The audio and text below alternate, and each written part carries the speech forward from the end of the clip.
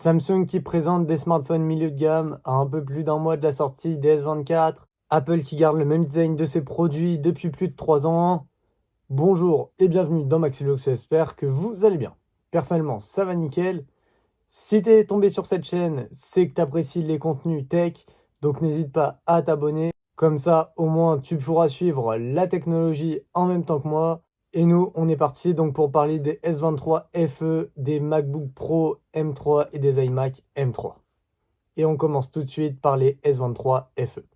Un téléphone, comme je vous l'ai dit, milieu de gamme, avec son écran de 6,4 pouces qui fait un parfait compromis entre le S23 qui fait 6,1 pouces et le S23 Plus qui fait 6,6 pouces. Donc on est entre les deux. Il est ni trop grand ni trop petit justement. 120 Hz, donc ce qui permet d'avoir un taux de rafraîchissement excellent. Bon, ce qui préchote la revenue de Exynos sur les futurs S24, c'est que ce téléphone est équipé d'un Exynos 2200 couplé à 8 Go de RAM. Mais on retiendra que Exynos est quand même bien de retour et il se pourrait qu'il soit aussi de retour sur les futurs S24. En stockage, donc on va être sur 128 ou 256 Go, ce qui est dans les normes actuelles, hein.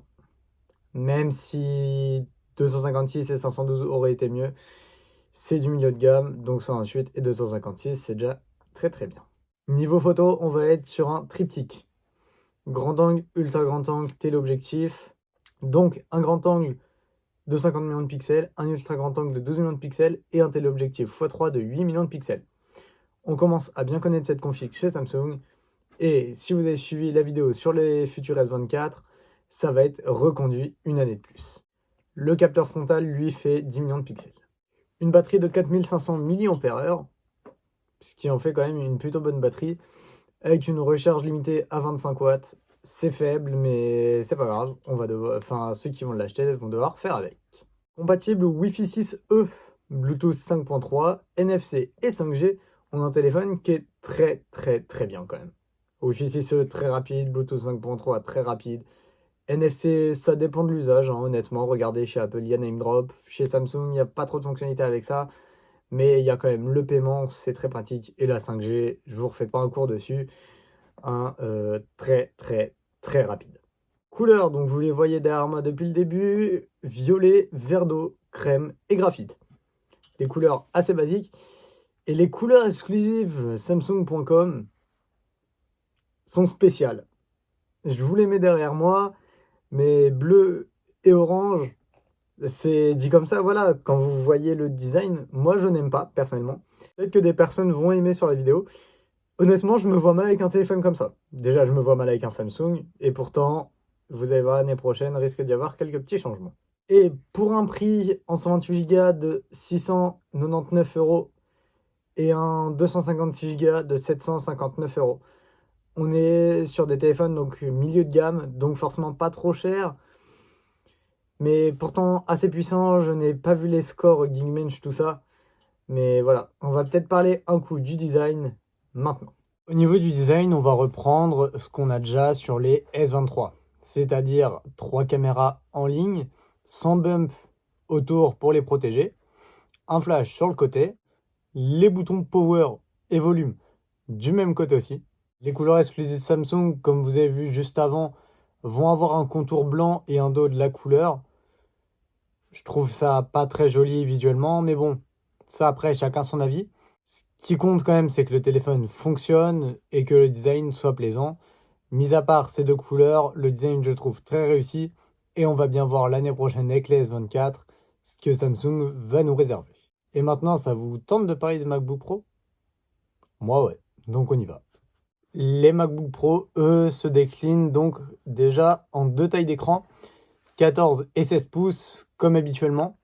Les 13 pouces ne sont plus disponibles à la vente sur le site Apple. Pour le 14 pouces, donc il y a le M3, M3 Pro et M3 Max en termes de processeur. Et pour le 16 pouces, on n'aura que M3 Pro et M3 Max en processeur. Après, ils ont plusieurs déclinaisons eux-mêmes, mais je ne vais pas tout épiloguer, sinon la vidéo va durer 30 ans. Les deux, le taux de rafraîchissement est de 120 Hz adaptatif qui descend à un tout petit peu moins de 50 Hz et qui monte donc à 120 Hz. Alors pour la batterie c'est pareil, en 14 pouces, Pour le M3, on aura une batterie de 72,40 Wh. Pour le M3 Pro et M3 Max, toujours en 14 pouces, une batterie de 70 Wh. Et pour le 16 pouces, donc en M3 Pro et M3 Max, on aura une batterie de 100 Wh. On a quand même des batteries assez performantes, on ne change pas sur les MacBooks. Et on monte à un peu plus de 22 heures de lecture sur Apple TV. Ce qui est excellent quand même si on ne va pas acheter un PC si puissant pour faire que regarder des films sur Apple TV, bien sûr. La recharge monte jusqu'en 96 watts. Là, on parle pas de téléphone, on parle de vraiment plus grosse batterie. Donc, c'est beaucoup moins dérangeant qu'un téléphone qui serait rechargé en 96 watts, bien sûr. En stockage, donc pour le processeur M3 du 14 pouces, on aura 512, 1 Tera ou 2 Tera de stockage disponible. C'est déjà excellent, hein, mais un M3, c'est pareil, il sera beaucoup moins qu'un M3 Max. Et vous allez voir que le M3 Max monte excessivement haut niveau stockage. Le M3 Pro, lui, reprend de 512 à 4 Tera de stockage, ce qui est excellent aussi, un M3 Pro, mais il est toujours moins puissant, donc il fera moins de tâches qu'un M3 Max, qui lui monte entre 512 et 8 Tera de stockage. Voilà, 512 Go, 8 Tera de stockage.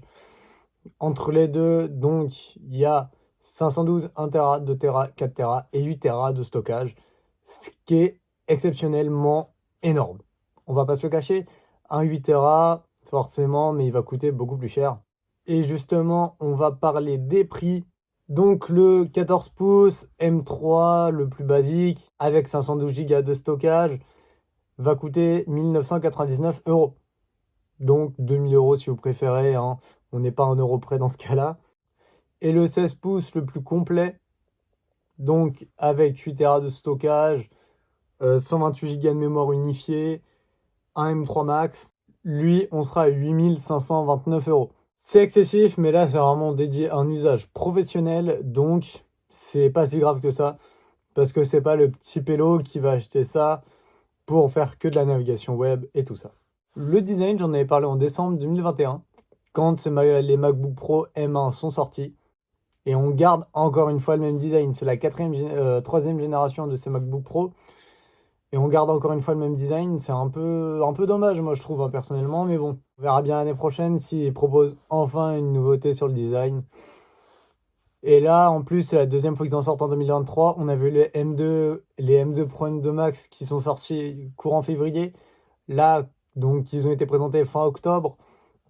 Les M3, M3 Pro, M3 Max.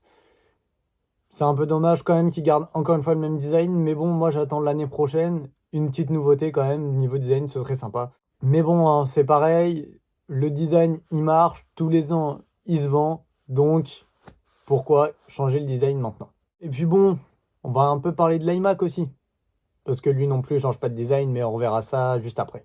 L'iMac M3 avec son écran de 24 pouces en 4,5K qui fait 500 nits. Donc, pas très lumineux, hein, on va pas se le cacher. Il y a des écrans beaucoup plus lumineux.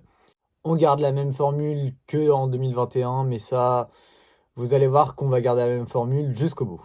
Un processeur Apple M3 avec 8 cœurs de CPU et 8 ou 10 cœurs de GPU selon l'option que vous choisissez. Sachant que la version de 10 cœurs de GPU aura 2 ports USB-C en plus à l'arrière en USB 3. Toutes les versions auront 16 cœurs de Neural Engine. Donc si vous prenez l'option GPU à 8 cœurs, vous aurez 256, 512 Go ou 1 Tera de stockage en SSD. Et si vous prenez la version GPU 10 cœurs, vous aurez la possibilité de prendre 256 Go, 512 Go, 1 Tera ou 2 Tera de stockage. Ça, ce sera à vous de décider, bien sûr. L'option sera de plus en plus chère et le PC aussi. Connectivité, Wi-Fi 6E, Bluetooth 5.3, une formule qu'on connaît plutôt bien maintenant. Si vous prenez la version 8 cœurs GPU, vous aurez bleu, vert, rouge ou gris en couleur. Donc, c'est les mêmes couleurs que sur l'iMac M1 de 2021, encore une fois. Et si vous prenez la version de 10 cœurs de GPU, vous aurez toujours les 4 mêmes couleurs, à savoir gris, bleu, vert et rouge. Mais à ça s'ajoutent 3 autres couleurs qui sont un bleu-violet, orange et jaune. Donc ça fait un total de 7 couleurs disponibles qui sont extrêmement sympas mais qui restent les mêmes que sur l'iMac M1. Dans le coffret, vous aurez donc l'iMac logiquement, le cordon d'alimentation avec, si vous prenez l'option, sur les 8 cœurs GPU, la prise Ethernet sur la prise. Et pour les 10 cœurs de GPU, elle sera directement intégrée.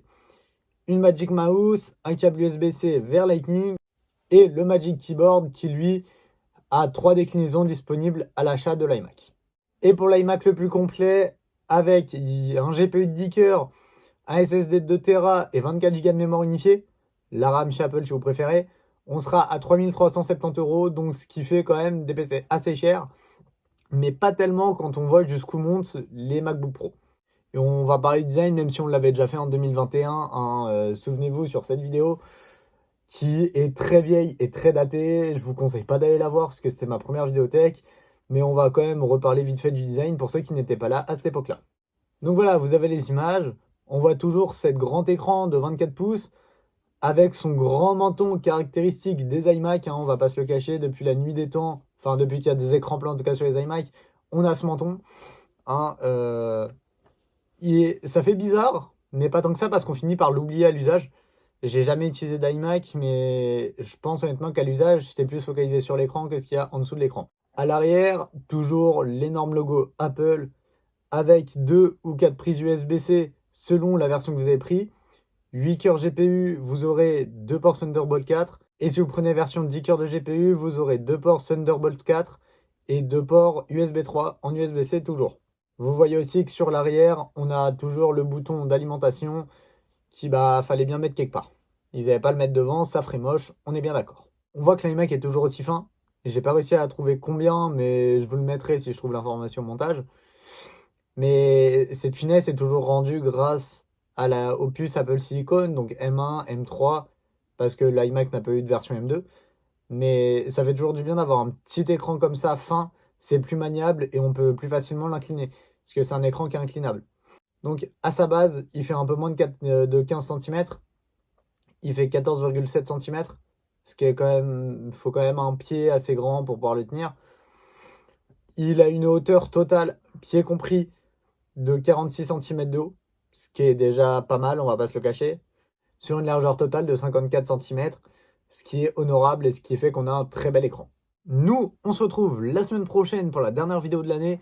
On fera un résumé de tous les produits tech qui sont sortis, donc je me rattrape sur l'année. On va essayer de voir, on va essayer de faire un petit classement aussi. Je verrai, là je commence à écrire la vidéo juste après. Donc à la semaine prochaine, joyeux Noël à tous, ciao, bye bye. Et n'hésite pas à t'abonner, à liker si t'es encore là bien sûr.